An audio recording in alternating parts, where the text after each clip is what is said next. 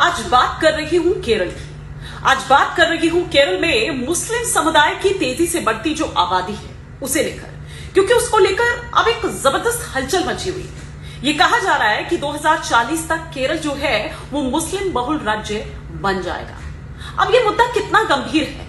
अच्छा, कमाल की बात एक और है, इससे पहले कि आगे बढ़ूं बता दूं कि बड़ी आश्चर्य की बात है कि इस मुद्दे में कहीं भी बीजेपी नहीं।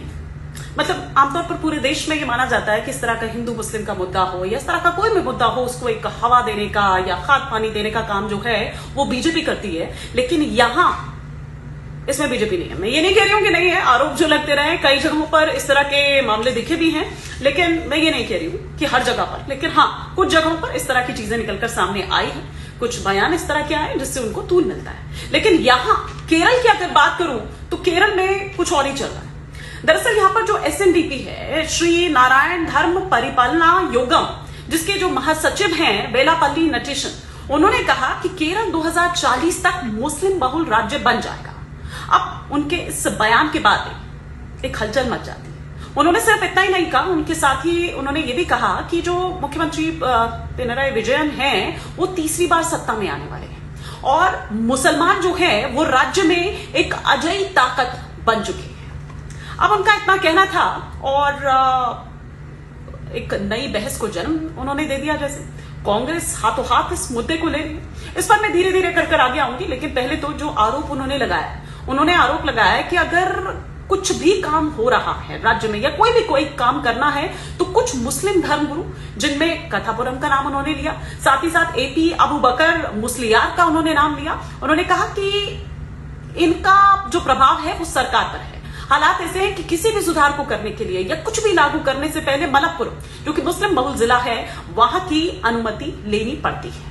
ये नटेशन कह रहे हैं। हालांकि नटेशन ने यह भी कहा कि आईयूएमएल जो है, यानी कि इंडियन यूनियन मुस्लिम लीग, वो उत्तर केरला में सक्रिय है और अब अगले विधानसभा चुनावों में केंद्रीय केरला की जो सीट है उस पर उसकी नजर है।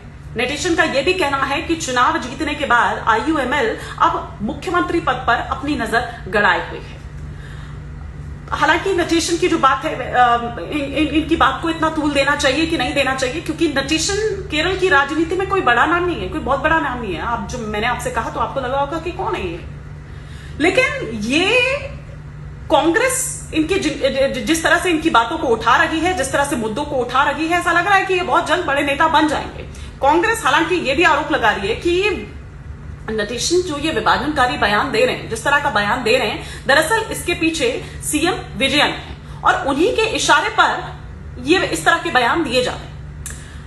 दरअसल कांग्रेस जानती है कि केरल में मुस्लिम वोट पर कब्जा किए बगैर वो या उसका जो गठबंधन दल है वो कभी सत्ता में नहीं आ पाएंगे। इसीलिए ये पूरा खेल खेला जा रहा है और जितना बड़ा मुद्दा वो नटेशन के इस बयान को लेकर बनाएगी, उतना ही फायदा उसको होगा, उतना ही जो मुस्लिम है वो उसके पक्ष में आएंगे।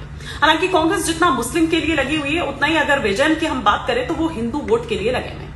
अच्छा, नटेशन के ये कोई पहला बयान नहीं है। नटेशन के इस तरह का बयान पहले भी आ चुका है, लगातार 2 बयान, जिस पर विजयन की खामोशी ये कहती है कि हाँ, ये इन्हीं के इशारे पर सब कुछ हो रहा है, जो कि आरोप कांग्रेस लगा रही है। अभी 2 महीने पहले भी नटेशन ने मुस्लिम्स को लेकर ही, मुस्लिम समुदाय को लेकर ही इस तरह का कुछ बयान दिया था, जिसे मुख्यमंत्री ने ये कहकर टाल दिया था, ये यूं कहिए कि रफा दफा करने की कोशिश की थी कि उनके बयान का ये मतलब नहीं है।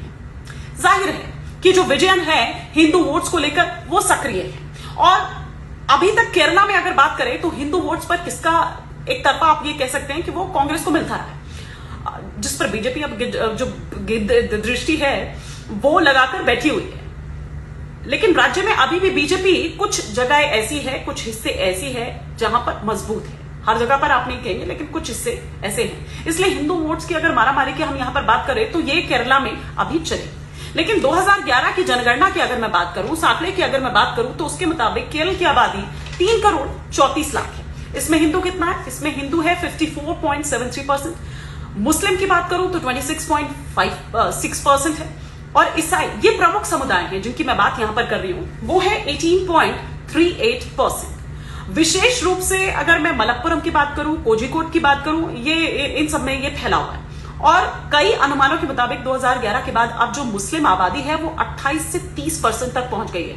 मतलब 2000 की जो जनगणना थी उसमें कितना था 26.56, लेकिन अब ये 28 to 30% तक पहुंच चुकी है, जो धीमी है लेकिन एक स्थिर वृद्धि जो है वो ये दर्शाती है। अब लोकसभा चुनाव के दौरान जिस तरह से राहुल गांधी ने यहां पर हिंदुओं के वोट के लिए मुस्लिम जो मुद्दे हैं उनसे किनारा कर लिया था, किस तरह का जो आरोप है वो विजयन की तरफ से भी लगा।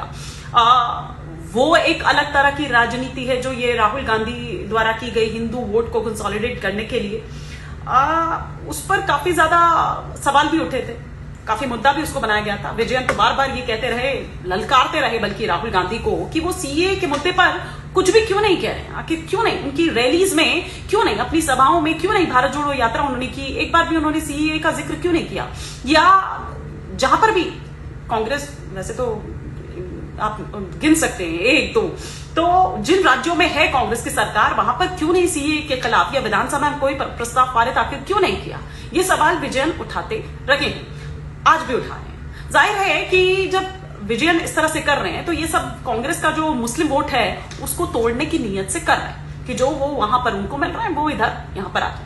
लेकिन राहुल गांधी अपनी रैलीज में अपने जो सहयोगी दल है मुस्लिम लीग, उनके झंडों से भी परहेज करते हुए नजर आए थे। उसका भी मुद्दा किस तरीके से बना था।